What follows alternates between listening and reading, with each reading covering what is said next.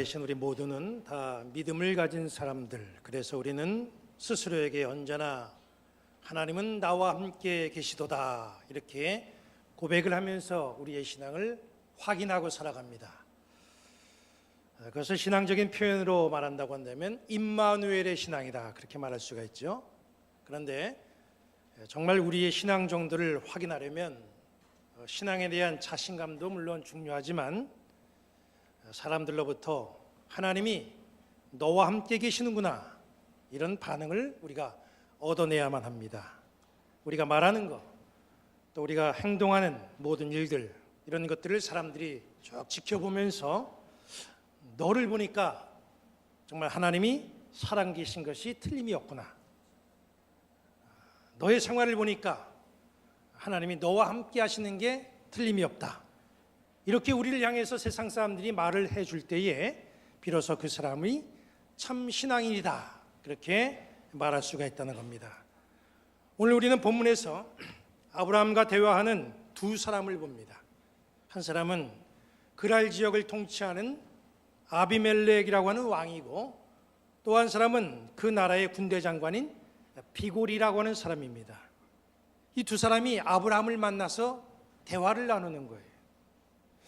우리가 잘 아는 대로 아브라함은 메소포타미아 지역 우르에서 살던 사람입니다. 아버지를 따라서 하란까지 왔는데 하란에서 아버지가 세상을 떠나죠. 그리고 거기서 하나님의 지시를 받고 이제 가나안 땅까지 가게 됩니다. 가나안 땅에 기근이 들었을 때 잠깐 애굽으로 옮겨 살았지만은 그러나 다시 가나안 지역으로 와서 여기저기 거주하면서 유목민의 삶을 이제 그가 그렇게 살아가고 있습니다. 그러다가 그랄 지역까지 오게 되었고, 거기서 아비멜렉 왕과 군대 장관 비골을 만나게 된 겁니다. 이들이 나눈 대화, 그리고 이루어지는 이 언약, 이것은 이스라엘 역사에 굉장히 중요한 사건으로 자리매김하게 됩니다. 그런데 오늘은 이 두 사람 사이에서 이루어지는 이제 대화라든가 언약, 여기에 포인트를 두는 게 아니라 두 사람이 만남을 갖는 그 자체에 한번 포인트를 두고 우리 함께 은혜를 나누도록 하겠습니다. 여기 22절 말씀을 보면 이렇게 말씀하고 있습니다. 그때에 아비멜렉과 그 군대 장관 비골이 아브라함에게 말하여 이르되 네가 무슨 일을 하든지 하나님이 너와 함께 계시도다. 그랄 지역의 왕인 아비멜렉과 군대 장관인 비골이 아브라함에게 하는 말이 네가 무슨 일을 하든지 하나님이 너와 함께 계시는구나, 이렇게 말을 하는 겁니다. 정치적으로 높은 위치에 있는 사람들의 말 한마디, 또 행동 하나하나는 굉장히 중요한 의미가 담겨져 있죠. 국가 간의 정상들이 만남을 갖고 대화하는 그 말 한마디, 그리고 행동하는 동작 하나, 여기에 사람들은 많은 의미를 두고 갖가지 해석을 붙여봅니다. 이번에 우리나라 대통령도 이제 중국을 방문했었는데 중국이 보여준 그 행동 하나하나에도 사람들은 제각각 해석하고 의미를 두려는 그런 이유가 바로 그런 이유에서 그렇습니다. 왜 그렇게 말했을까? 그 행동은 뭘까? 왜 그쪽에 서 있었고, 왜 팔은 툭툭 치는 것이고, 왜 악수는 세게 하고 왜 이렇게 오래 하는 걸까? 행동 하나하나에 대해서 사람들은 의미를 두고 잘 살펴보고 그것을 해석해 봅니다. 정치인들 중에는 굳이 자세하게 자기의 입장을 말로 설명하지 않고 전달하려고 하는 어떤 뜻을 상징적인 그런 표현을 통해 가지고 우회적으로 그렇게 알리려고 하는 그런 사람들이 있습니다. 화면을 보시면요, 이 사람은 빌 클린턴 미국 대통령 시절에 미국 최초 여성 국무장관을 지낸 올브라이트라고 하는 여인입니다. 이 여인은 액세서리 외교로 굉장히 유명한 사람인데, 그와 만나는 사람들은 그가 부착하고 있는 브로치를 눈여겨봐야 됩니다. 그가 부착한 브로치는 상대에게 전하고자 하는 메시지가 그대로 담겨져 있습니다. 어떤 상대에게는 강한 경고의 메시지, 어떤 이에게는 굉장히 우호적인 메시지, 상대에게 자신의 감정을 전달하려는 메시지가 그 브로치에 담겨져 있습니다. 정치인들의 행보 하나하나는 굉장히 의미가 있고 뜻이 있어요. 그래서 말 한마디 하는 거, 행동 하나하나 하는 거, 때로는 엄청난 파장을 불러일으킵니다. 본문에 나오는 아비멜렉이라는 사람은 왕입니다.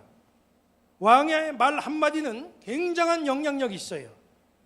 아브라함을 만난 아비멜렉 왕이 아브라함에게 어떻게 말합니까? 내가 무슨 일을 하든지 하나님이 너와 함께 하는구나, 그렇게 말을 하는 겁니다. 하나님을 믿지 않는 왕의 입에서 그런 칭찬을 했다는 건 이건 대단한 겁니다. 우리가 믿지 않는 자들, 더구나 세상에서 영향력을 행사하는 그런 사람들에게 이런 소리 듣는다고 한다면 정말 그 사람은 신앙인으로서 최고봉에 오른 그런 사람이라 그렇게 인정해 줄 수가 있습니다. 반대로 우리가 믿지 않는 사람들로부터 당신이 가는 천국이라면 나는 그 천국 사용하겠습니다, 이런 소리 듣는다고 한다면 이게 얼마나 비참한 인생입니까? 우리는 손에 전도지 들고 전도하는 것도 중요한 문제지만은 더 중요한 문제는 나의 삶이 세상 사람들을 감동시킬 수 있는 그런 모습이 되어야 된다는 겁니다. 본문의 상황을 보면 한 나라의 왕 아비멜렉이 군대 장관을 대동하고 나그네에 불과한 아브라함을 찾아온 거예요. 말씀드린 것처럼 정치인은, 특히 왕은 아무나 찾아가질 않습니다. 아무나 상대하질 않아요. 자기에게 도움이 될 만한 사람, 그래도 영향력이 있다고 하는 사람, 뭔가 득이 될 만한 사람, 이런 사람들을 찾아가잖아요. 그럴 적에 왕이 군대 장관을 대동하고 아브라함을 찾아갔다. 그것은 그만큼 아브라함이 영향력이 있다는 것을 인정해 주는 거지요. 그리고 더 중요한 것, 이 아브라함이 가지고 있는 이 영향력은 하늘로부터 온 것이라는 사실을 이 아비멜렉이 알았기 때문에 찾아갔다는 거예요. 아브라함의 배후에서 역사하시는 하나님의 위대하심을 보았다는 거지요. 그렇다면 아비멜렉이 아브라함에게서 본 하늘의 영향력, 그게 뭡니까? 그것은 바로 21장 앞장에 나와 있는 창세기 20장의 그 이유가 한 장 전체를 통해서 자세히 소개가 되어 있습니다. 아브라함이 자기 아내 사라를 누이라고 말하는 바람에 아비멜렉이 자기 아내로 이 사라를 삼기 위해서 그렇게 이제 데려가지요. 그런데 그날 밤에 하나님이 이 아비멜렉의 꿈에 나타납니다. 그래서 말씀합니다. 네가 데려온 여자는 남편이 있는 여자다. 돌려보내지 않으면 죽는다. 이런 경고의 말씀을 주십니다. 그래서 아비멜렉이 그 소리를 듣고 얼른 사라를 아브라함에게 다시 돌려주죠. 돌려보냅니다. 아브라함에게 나타난 하나님의 그 역사, 이 아비멜렉이 가만히 생각하니까 이게 궁금한 거예요. 대체 아브라함은 어떤 존재이길래 하나님이 나의 꿈에까지 나타나가지고 그렇게 나를 경고하면서 아브라함을 지켜주려고 하고 저 사람의 뒤를 봐주려고 하는 걸까? 이게 아비멜렉에게 있어서 굉장히 궁금한 점입니다. 우리가 아브라함 그러면 굉장히 위대한 사람처럼 또 위대한 사람으로 그렇게 보잖아요. 그런데 그 사람 인격을 보면 어쩌면 여기 앉아 계신 여러분들이나 여기 서 있는 저보다도 훨씬 못한 인격을 가졌다고도 볼 수가 있어요.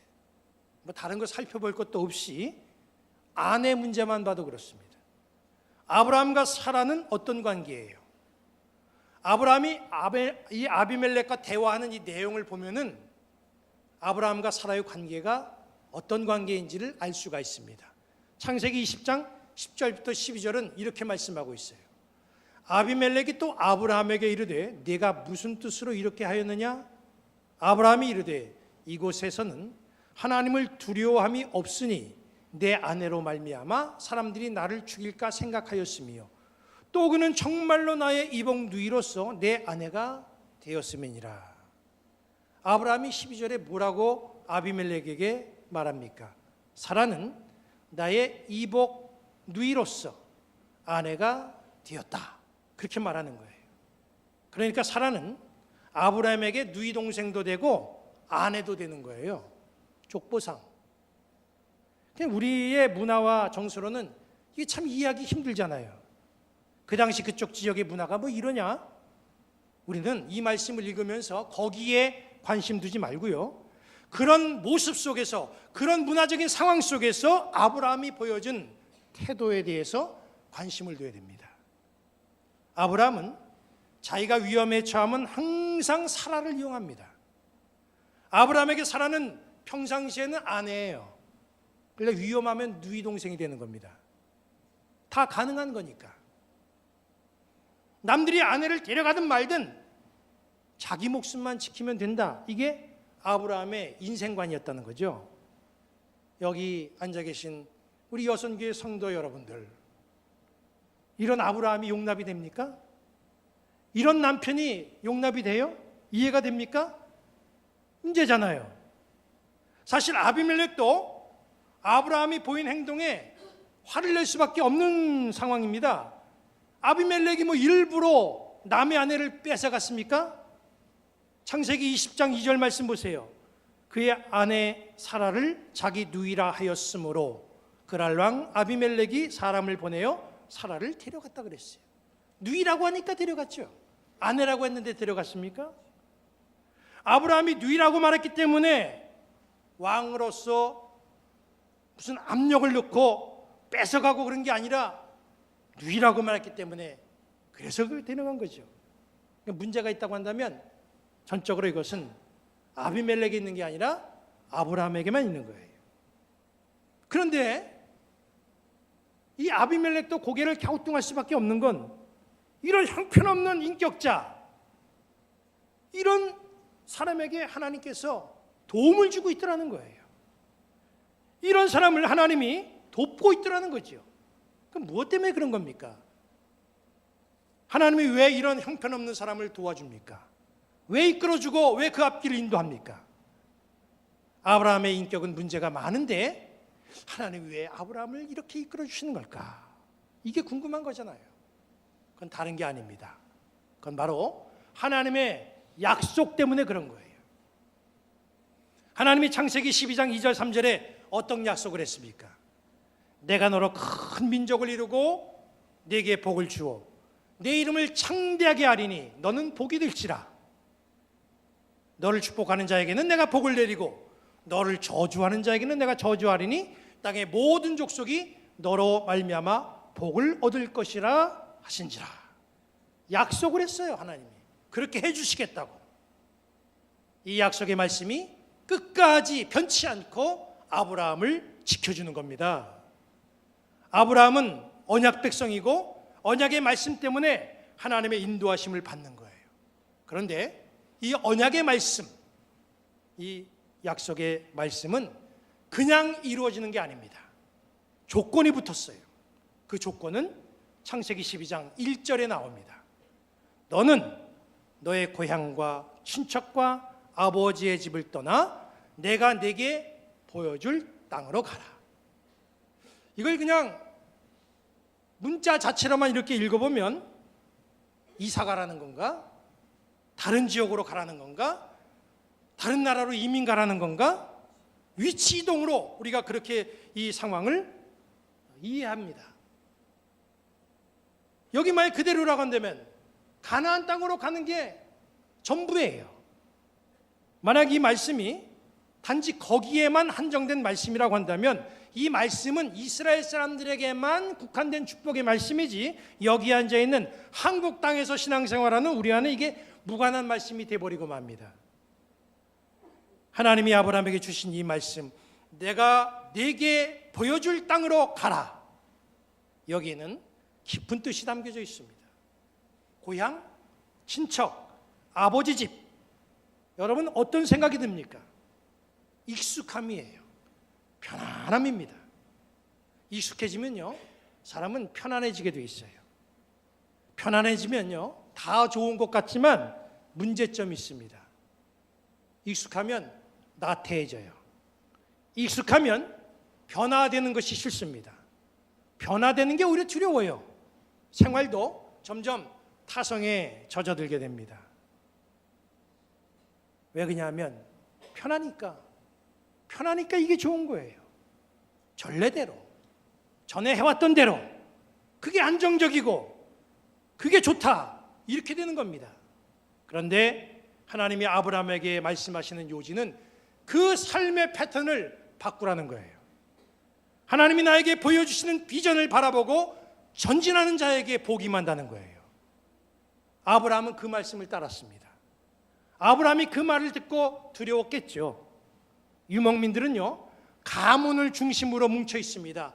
유목민들의 삶이라고 하는 것은 철저히 족속 중심이에요. 나라 중심이 아닙니다. 만약에 한 가문에서 나는 여기서 싫다, 이거 나는 이 가문에서 나가야 되겠다, 독단적으로 행동하면 더 이상 가문의 보호를 받지 못합니다. 그래도 그는 안정적인 가문, 자기를 보호해주는 울타리, 이걸 박차고 나가서 하나님이 지시한 곳으로 갔어요. 익숙함을 포기했다는 거죠. 하나님이 지시하시는 미지의 신세계로 믿음을 가지고 발길을 옮겼다는 겁니다. 하나님이 그런 비전을 가진 아브라함에게 약속대로 복을 주신 겁니다.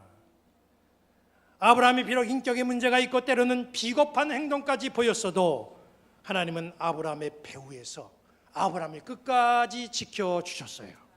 그 이유는 먼저 하나님의 약속 때문이고, 그리고 그 약속을 믿고 따르는 아브라함의 순종 때문에 그랬습니다. 우리에게도 아브라함 같은 은혜가 있어야 돼요. 나는 은혜 속에 살고 있다, 나에게는 성령이 충만해, 나에게는 언제나 하나님이 함께한다, 우리 교회는 은혜가 넘치고 성령 충만하다, 우리 이런 소리 입버릇처럼 하고 살잖아요.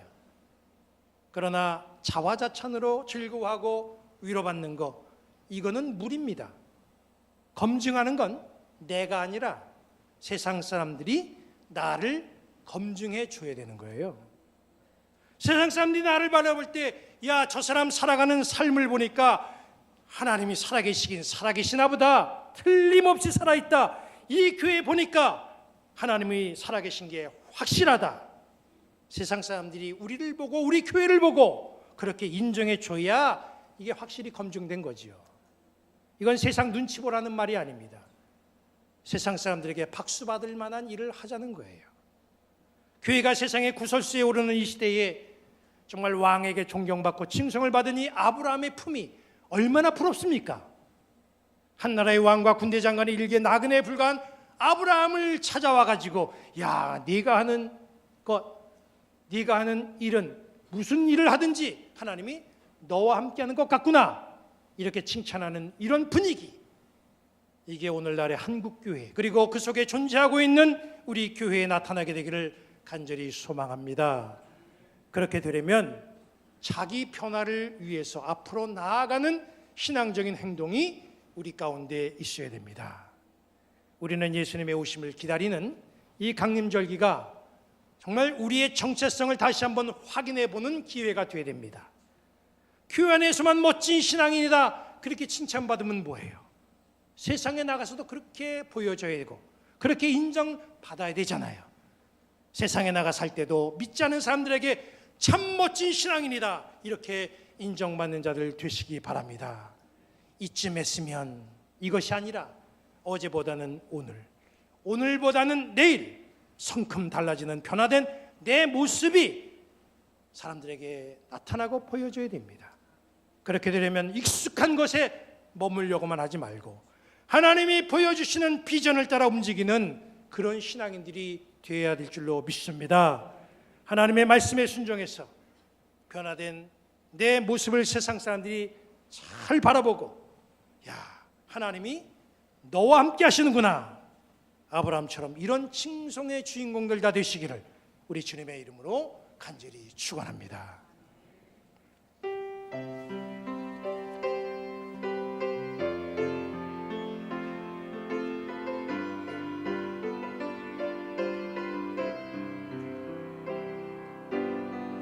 하나님 한 번도 나를 실망시킨 적 없으시고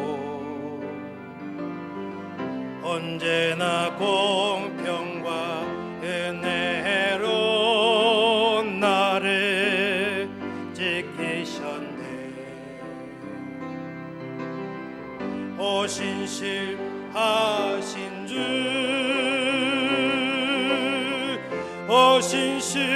신실하신 주, 내 너를 떠나지도 않으리라, 내 너를 버리지도 않으리라. 약속하셨던 주님, 그 약속을 지키사 이후로도 영원토록 나를 지키시리라 확신하네. 지나온 모든 세월들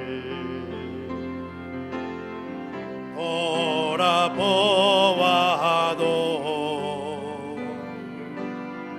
그 어느 것 하나 주의 손길 안 미친 것 전혀 없네.